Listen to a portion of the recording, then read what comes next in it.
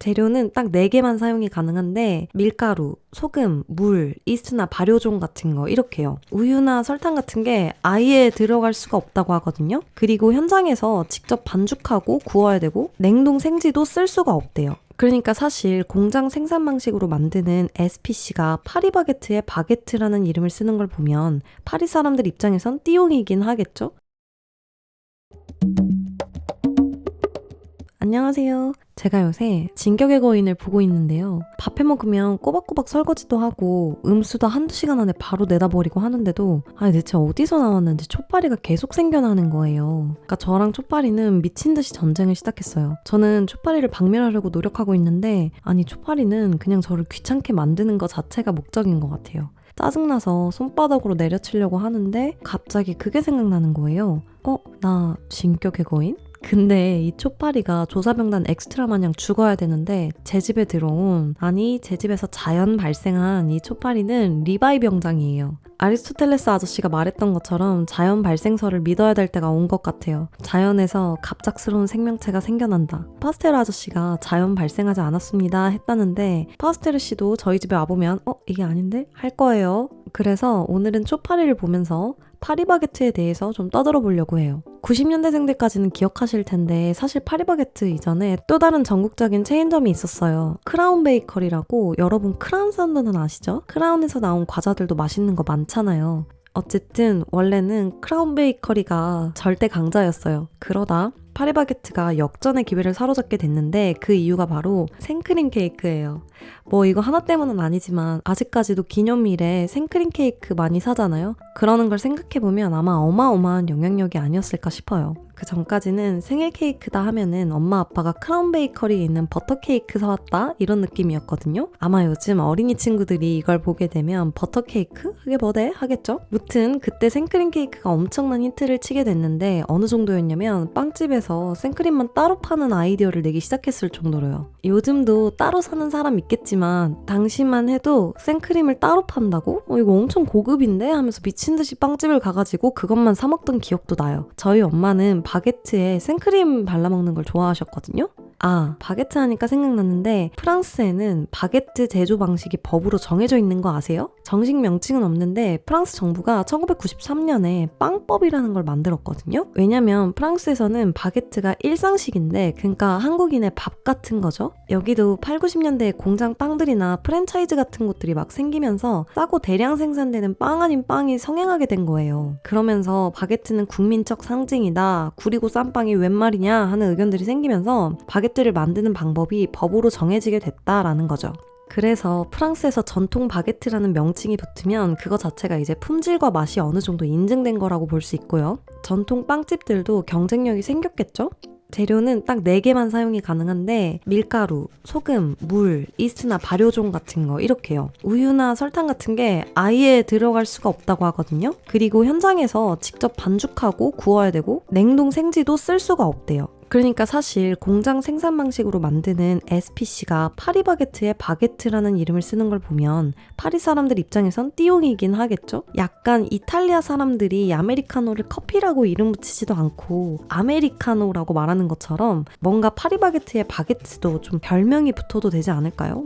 에스피라냐, 에스파시블 이런 것 같은? 근데 이게 또 재밌는 게 뭐냐면 프랑스에서 바게트가 한국으로 치면 약간 공깃밥 같은 포지션이라고 했잖아요. 그래서 우리나라도 쌀값이 좀 올라도 공깃밥은 1,000원으로 고정을 좀 시키잖아요. 술값이 5,000원이 되고 소주값이 6,000원이 돼도 가끔 어떤 음식점들에서 공깃밥이 2,000원이라고 해놓으면 예를 들어서 삼겹살집이다 하면 공깃밥 하나 추가할까? 하다가도 공깃밥 2,000원이래 추가해? 하면서 망설이다가 그냥 공깃밥 추가하지 말고 그러면 삼겹살 1인분을 추가하자 이래버리는 경우가 많잖아요. 뭔가 심리적 허들이 그런 거거든요. 아무튼 그래서 프랑스에서는 바게트의 가격이 지켜져야 되는 거래요. 그러다 보니까 문제는 쌀 같은 경우에는 농부 선생님들한테 지원금 주고 싸게 사오면 되는 거잖아요. 정말 농부 선생님들이 우리 이렇게 팔면 적자다 하면 정부가 저희가 지원금 풀게요 이렇게라도 할 수 있잖아요. 그러면 쌀을 싸게 파는 것 자체는 가능하잖아요. 근데 밀가루는 그렇지 못하잖아요. 밀가루 밀가루 바게트에만 밀가루가 쓰이는 것도 아니고 다른 데도 밀가루가 다 쓰이니까. 근데 바게트 자체에는 이 적정선을 맞춰야 된다는 거죠. 그래서 어떤 일이 벌어지냐면 프랑스에 있는 파리의 바게트는, 그러니까 SPC 파리바게트 말고 진짜 파리바게트는 파리 사람들이 잘 안 만든대요. 외국인 노동자들이 만드는 경우가 많다고 하더라고요. 왜냐면 인건비가 싸야 되잖아. 그러니까 우리나라로 쳤을 때는 이제 우리나라 쌀 농사도 한국인 농부의 해가지고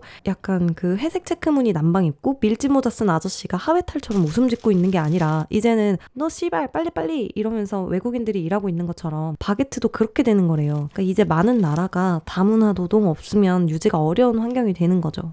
이렇게 더운 날에 파리파리 하다 보니까 생각나는 게, 여러분 작년에 파리 올림픽 했던 거 기억나세요? 그때 파리 올림픽 엄청 더웠다고 하는데 친환경 해야 된다고 스타디움도 안 찍고 친환경 숙소 만든다고 에어컨도 안 달았었거든요? 하여간 유럽 쪽은 참 신기해요. 저는 뭐 비타민 D가 10%도 안 나오는 음지의 고양이 집 사다 보니까 유럽 여행 가본 적 없기는 하지만은 그래도 엄청난 인터넷 여행자거든요? 보니까 그런 말이 있더라고요. 대륙은 동쪽보다는 서쪽이 시원하다. 정확히 말하자면 중위도 쪽에 있는 나라들 있잖아요? 한국, 일본, 중국, 유럽들, 미국 같은 나라들이요? 실제로 그런 나라들은 더 시원하거나 온난하다는 거예요.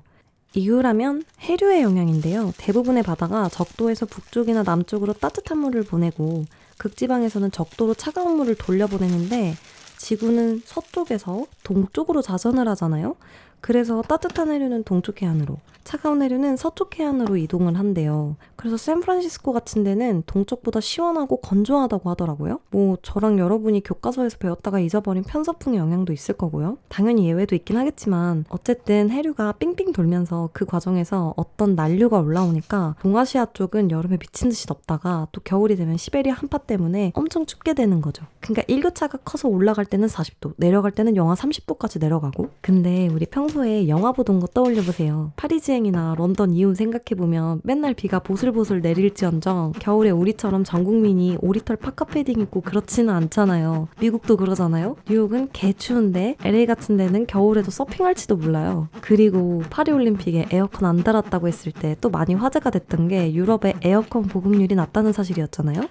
아니 한국에서는 원룸 살더라도 에어컨 달아야 돼요. 안 그러면 인성 문제 생겨요. 아니 진짜 죽을 수도 있어요. 근데 유럽 같은 경우는 꼭 그렇지만은 않대요. 그냥 창문 열고 있으면 버틸만 하다는 의견들이 있어요. 게다가 습도도 낮고 통풍이 잘 돼서 파리도 덜 나온대요. 처음에 기후협약한다면서 탄소가스 줄여야 된다 어쩌고 저쩌고 할 때 문득 생각이 든 게, 저 새끼들 저거 여름에는 시원하고 겨울엔 따뜻하니까 남의 나라 사정 좀 모르고 야 니네 탄소 왜 이렇게 많이 써? 이 지랄하는 거 아니야?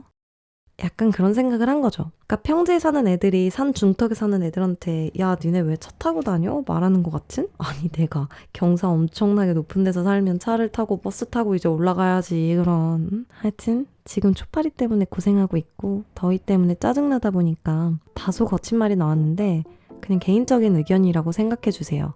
진짜 기후변화에 대한 위기감을 맛보려면 한국으로 체험학습을 와보시는 건 어떨까요? 얼마 전에 뉴스 보니까 네덜란드에서 우박이 쏟아졌다고 하던데 극한의 더위와 영하 30도까지 떨어지는 추위를 맛보면 동아시아 애들이 너무 힘들었구나.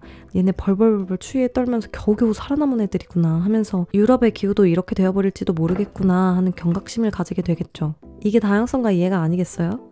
우리가 말하는 기후위기라는 게 단순히 평균 기온 1도, 2도 올라간다는 숫자의 문제가 아니라 어떤 환경에서 자랐느냐에 따라서 그 1도가 생존의 차이가 될 수도 있다는 거죠. 아무튼 오늘의 결론. 한국에서 초파리로 다시 태어난 리바이 병장님은 여전히 아컴한 민족다운 화려한 무빙을 보여주고 계신다. 근데 무빙하니까 생각나는 게 있는데 여러분 혹시 드라마 무빙 보셨나요? 거기서 한효주 배우님이 연기한 이미영 캐릭터가 도청 능력을 가지고 있는데요. 실제로 인간이 그 도청 능력을 가지려면 어떤 조건이 필요할까요?